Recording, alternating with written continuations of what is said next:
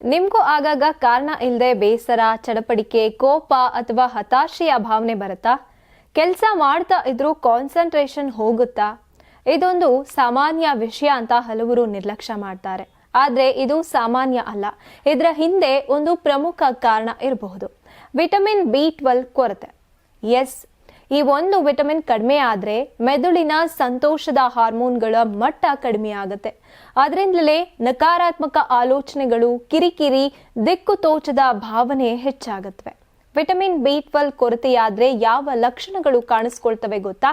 ಕಾರಣ ಇಲ್ಲದೆ ಕೋಪ, ಚಡವಡಿಕೆ, ನಿರಂತರ ಆಯಾಸ, ತಲೆ ತಿರುಗೋದು, ಉಸಿರಾಟದ ತೊಂದರೆ, ಸ್ಮರಣ ಶಕ್ತಿ ದುರ್ಬಲಗೊಳ್ಳೋದು, ಏಕಾಗ್ರತೆಯ ಕೊರತೆ, ಕೈಕಾಲುಗಳಲ್ಲಿ ಸೆಳೆತ ಅಥವಾ ನೋವು, ಈ ಎಲ್ಲವೂ ಸಾಮಾನ್ಯ ಲಕ್ಷಣಗಳು.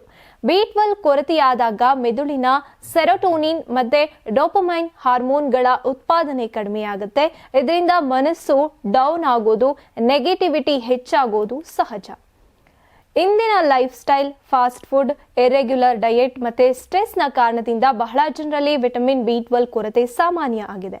ವಿಶೇಷವಾಗಿ ಸಸ್ಯಾಹಾರಿಗಳಲ್ಲಿ ಇದು ಇನ್ನೂ ಹೆಚ್ಚು. ಯಾಕಂದ್ರೆ ಬಿ12 ಮುಖ್ಯವಾಗಿ ಮಾಂಸಾಹಾರದಲ್ಲಿ ಸಿಗುತ್ತೆ.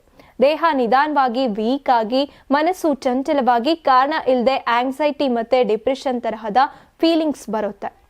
ಹೊರಗೆ ಎಲ್ಲ ಸರಿ ಇರುವಂತೆ ಕಾಣಿಸ್ಕೊಂಡ್ರು ಒಳಗೆ ಖಿನ್ನತೆಯ ಭಾವನೆ ಹೆಚ್ಚಾಗ್ತಿರಬಹುದು. ಇದಕ್ಕೆ ಕಾರಣ ಬಿ12 ಕೊರತೆ ಆಗಿರಬಹುದು.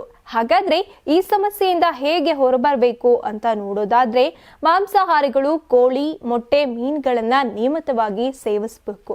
ಇನ್ನು ಸಸ್ಯಾಹಾರಿಗಳು ಹಾಲು, ಮೊಸರು, ಪನೀರ್, ಚೀಸ್ಗಳನ್ನ ಸೇವಿಸಬೇಕು. ಜೊತೆಗೆ ಬಲವರ್ಧಿತ ಧಾನ್ಯಗಳು, ಸೋಯಾ, ಹಾಲು, ನ್ಯೂಟ್ರಿಷನಲ್ ಈಸ್ಟ್ ಕೂಡ ತುಂಬಾ ಉಪಯುಕ್ತ. ಮತ್ತೆ ಮುಖ್ಯವಾಗಿ ನಿಮ್ಮ ಬಿ12 ಮಟ್ಟವನ್ನ ಒಂದ್ಸಲ ಪರೀಕ್ಷೆ ಮಾಡಿಸ್ಕೊಳ್ಳಿ. ಸರಿಯಾದ ಆಹಾರ ಮತ್ತು ಸರಿಯಾದ ಪೋಷಕಾಂಶಗಳಿದ್ರೆ ಎನರ್ಜಿ, ಮೂಡ್ ಮತ್ತೆ ಮೆಂಟಲ್ ಹೆಲ್ತ್ ತುಂಬಾ ಬೇಗ ನಾರ್ಮಲೈಸ್ ಆಗುತ್ತೆ.